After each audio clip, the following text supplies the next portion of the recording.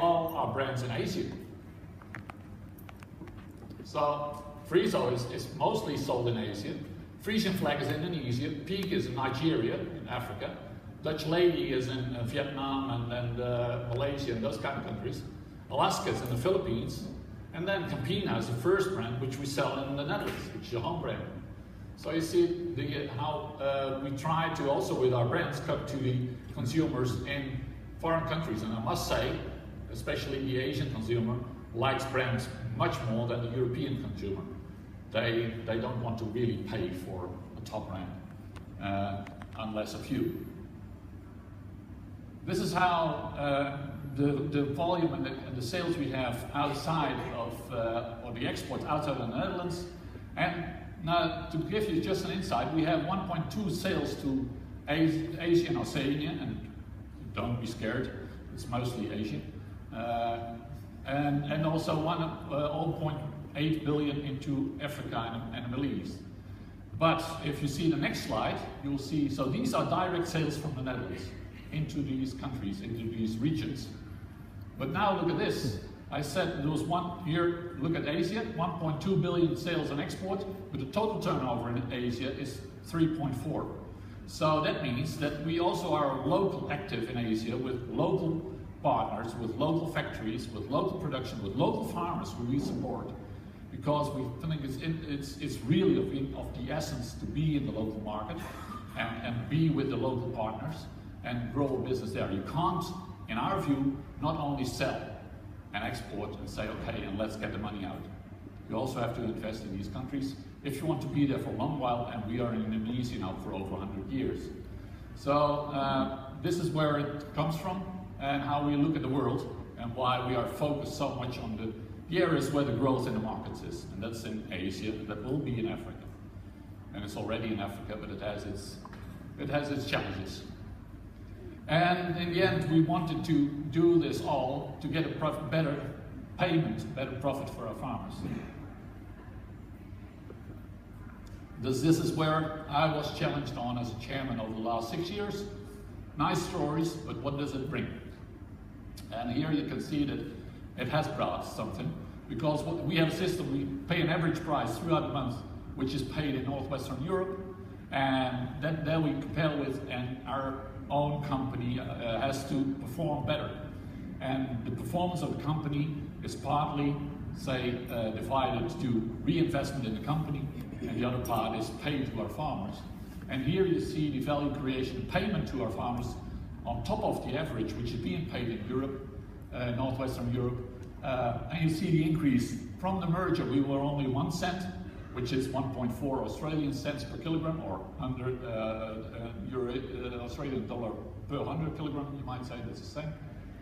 And it's increased until 3.5, which is now about close to 5 Australian dollars extra per 100 kilogram. So if you produce 1 million kilogram, the average in the Netherlands is close to that, then that's 50,000 Australian dollars on a yearly basis. And that's just, I think, an income for a farmer. I don't know what you calculate, but you can live on 50,000 Australian dollars.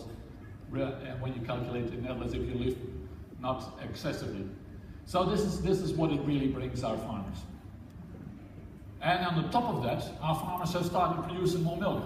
And not even as much as they expected themselves. They have even increased milk production. They had predicted, we had some inquiries done with our farmers, and they said, on average 20% growth from 2010 to 2020. And we're 2016 and we are already at 26%. So that came much faster and much more. And because of that, we saw that coming partly.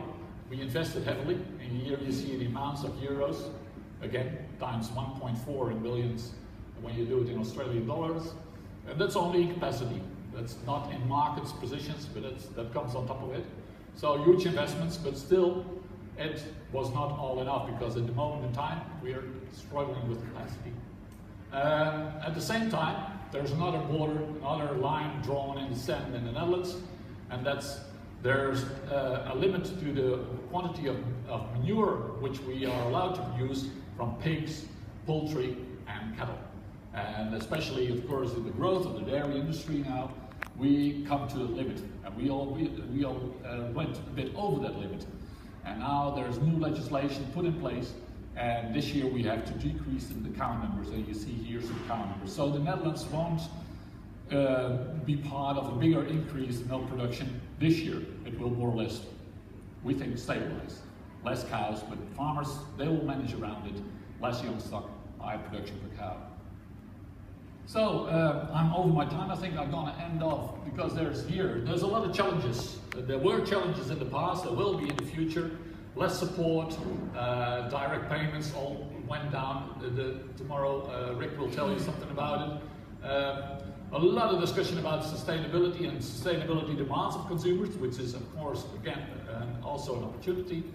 High production costs in Western Europe, especially in the Netherlands.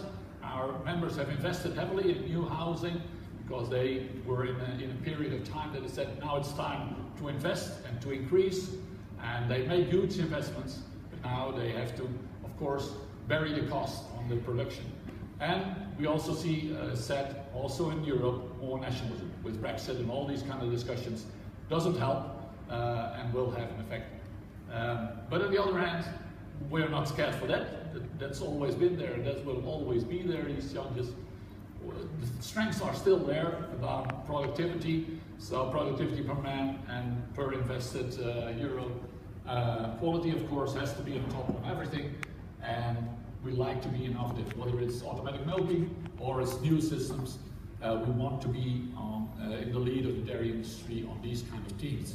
And now we're trying to start innovate on processing manure, and I think within 10 years we will have new system in place there where we maybe can make money out of manure instead of costing and making costs on manure.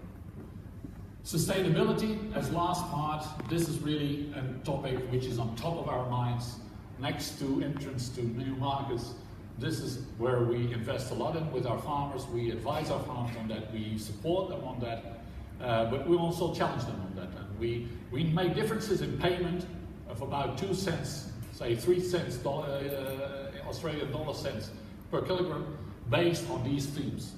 How efficient are you on energy? What's your impact on climate? What's your cow health? What's your other health? What's much more than other health is also well-being of the cow. Biodiversity, that's about the mineral cycle, managing the mineral cycle, getting all the data in and having a good performance there.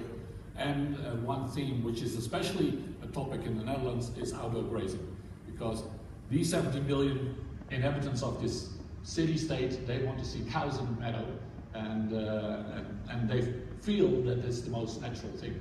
I think you can't debate that, because that's where a cow turns undigestible grass into highly nutritive, the most nutritive product which we have in the world, which is milk. And there, Mr. Chairman, I want to end my introduction about nourishing. That's what we are, that's what we do it for the world, to feed consumers and to help our farmers to have a better future. Thank you.